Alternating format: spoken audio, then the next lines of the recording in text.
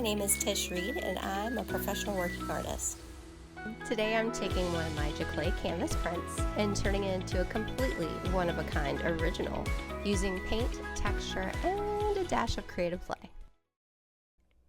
I recently had a request for a canvas print to be made of an original work that I did a couple of years ago. So to do that, I used my good friend Becky here to print out a Giclee archival fine art print to the desired size that is just gorgeous. So I'm going to take my print and I've cleaned off a nice surface here where I can work in good light, and I'm going to go ahead and seal it first. So this is a Giclee print, meaning it is using pigments instead of inks to print. I can't remember exactly how many my printer has. I think it has like maybe 16 different colors of pigment that it uses, and I am just always blown away at the vibrancy and the color that come off. And I'm also using a Canson. This is like a Canson canvas. It's really nice and thick, and it's already pre-primed on one side, so it is a really great canvas to be able to print on. And now I'm going to show you how I go about sealing it, because right now if I were to scratch this print with my fingernail, it would scratch off a little bit of the pigment. So the next thing I want to do is I want to actually varnish it. And for this piece, usually I would use a matte varnish, but I think for this piece I'm going to use a satin. So it's going to have a slight sheen to it, but not too much. So I just want to show you how I apply this. I put down a couple of drops and I work in a small section at a time. And I grab a soft bristle brush, but a good size. And I just kind of go back and forth making these little X sort of shapes with my brush strokes. And I kind of work through an area, and then I'll add a little bit more to the canvas and work down this way.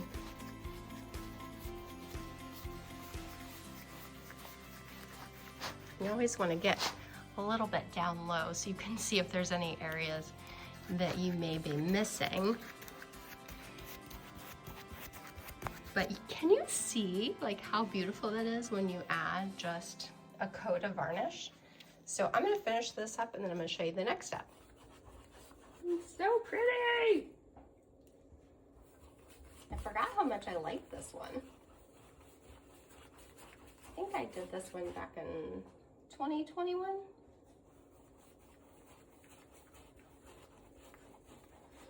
Oh, I know when I did this one. It was definitely 2020, because I remember I had COVID and I actually painted this when I was really sick. So the name of this painting is called More Tissues, Please.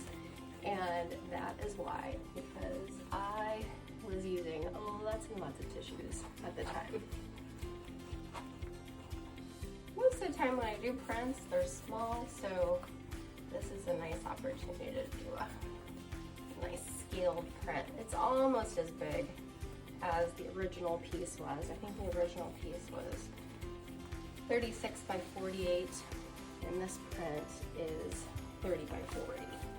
So it's about the same. But you know, I kind of got a large format printer sort of on accident. It was not part of my life plan, but I had a good friend who was selling it, and because he was moving, because it would be out of my price point for a new printer, but he really was offering me such a good deal that I could not turn it down.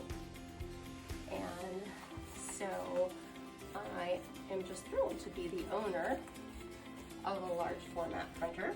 So you might be wondering how she got the name Becky, and I'll tell you a story. So my husband and I went to go pick her up, you know, and she was an absolute beast. And can I tell you that Becky is like the size of a couch, and so I was not quite prepared for just how giant Becky was. And so the other thing that I did not totally think through is that my studio is on the lower level. And to get Becky downstairs, we would need to turn her on her side and pivot around the staircase to get her downstairs. Well, with these large format printers, especially mine since it was already loaded with ink, I knew that you had to keep them completely level, so this was actually not going to work for me. So now she lives on our ground level, right in my husband's office.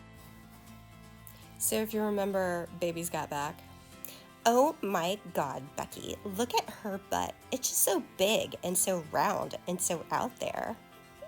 So anyway, if you're of my generation, you will recall this song. But that's what Chris and I were thinking when we were loading up Becky in the car. Becky's definitely a big girl, but we love her. And you know, it's not enough just to give somebody a print. I feel like it really needs to, there's something so beautiful about you know, an original that you don't get with a print. And so that's where I like to just mix up a couple of paint colors where I feel like I can go in and really embellish what's already there. So I'm gonna do my best with color mixing and matching. So I'm gonna put a little bit more of this transparent orange color on. Let's start with that. While I have this color down here, I want to just go over, there's a leaf here, and I felt like I could use a little love. And then, maybe let's do this one too. Like I said, I'm taking some liberties, which I don't think is an issue, so. And let's do this guy here too. So I've just mixed up a variety of like yellows and creams, and so that's what I'm going to start playing with.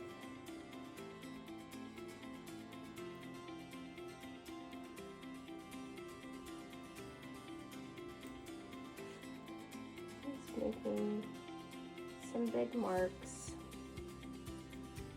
And I just think this is going to create such a really pretty texture on the canvas. And especially now that I have down like the satin varnish, I can really get in here and move some things around and not worry about disturbing the ink below it, which is good. Into some of these flowers that are a bit more pink in color.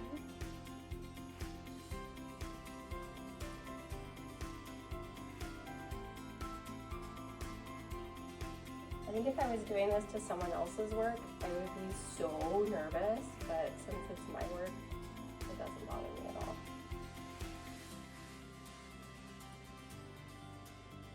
I think I'm going to get some more white out, just a little bit lighter.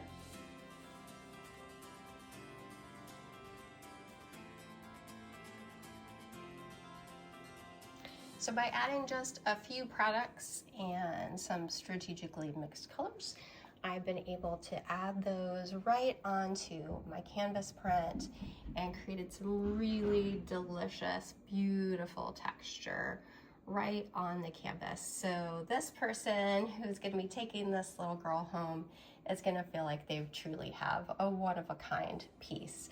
And I'm gonna wrap this up by stretching it over a canvas, attaching a frame, and of course signing the back and adding my stamp. So sometimes I will just order stretcher bars when I want to mount a canvas print, but this time I already had an existing canvas that was in the studio and it was just the right size, so I decided to kind of take that shortcut today. Next, I'm just taking a utility knife and kind of cutting the canvas off the back of the frame, and that way I can just literally just peel it off the stretcher bars.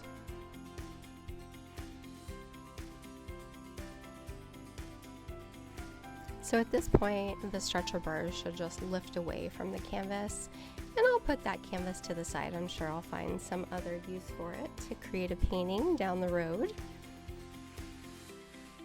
It's also a great idea to put down something soft like a blanket or a towel, so that when you are putting your canvas face down on the table, it is not going to get scratches. I'm just finding my corners here on the edges of the print and on the edges of the stretcher bars. And I decided to just put in some push pins to gently hold those in place while I flip the canvas over. Next, I just pick up a pencil and sort of mark the edges again and double check my placement to make sure that nothing moved when I flipped it. And then the next thing I want to do is just really loosely tack those sides into position, and I'm just using a little push pin to hold it into place.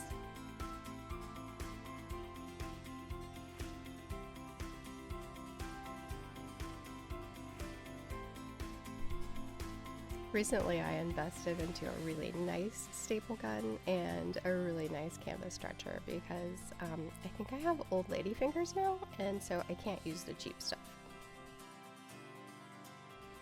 So as you can tell, the alignment of the canvas print on the stretcher bars is really super key. So I keep just making small adjustments with where I have those pens in place, and then I'm going to flip it back over and double triple check before I start stapling. So once I have double triple checked that the placement seems right, I'm going to use my pencil to make a diagonal mark from the corners and then just cut a quick diagonal slice in the canvas before I start stapling down the edges. This is where the stretcher tool is so key because you use it essentially to pull the canvas taut, and I can visually see when the printed part of the canvas is just barely beyond the edge of the canvas, and that's where I then can staple and fix it into place. You'll notice that when I started stapling, I started on the long edge first and went down one side, and then I flipped it 180 degrees and went down and worked on the other long side before switching to the tops and bottoms. I feel like working in that way helps me, it just works best for me to not get the canvas accidentally out of alignment. Next up, I'm finally going to start working on my corners, and honestly, I really don't know like the perfect way to do this. I just started pretending I was making a bed and just sort of came up with something that works for me. So for me, what works is just taking one of those diagonal pieces, folding it back and stapling it into place, and then I fold it down, cut away the extra material, and then fold the other piece up and staple.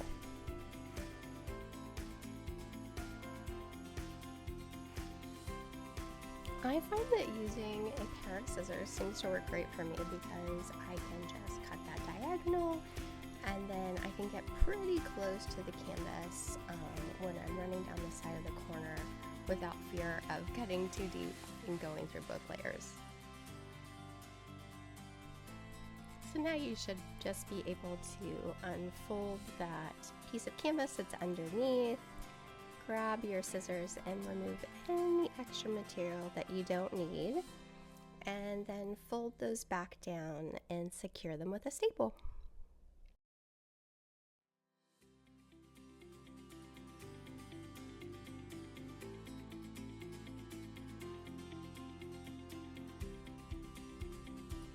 After that, I'm just going to continue working through my remaining corners and get it all snugged in tight. I think the result here really speaks for itself, and it really just is super special. I didn't record this here, but I did go on to paint the edges with a nice basic white. Next up, I'm just going to start working on assembling my frames. You know, I have gone through all sorts of different frame companies, and I've worked with local carpenters to create frames for me. but I have landed on a place called canvasplace.com. They have fantastic frames, great prices, and they ship to me unassembled in sticks, and so I can just choose the length that I need and put together the frame that my particular project calls for. I really, really love them.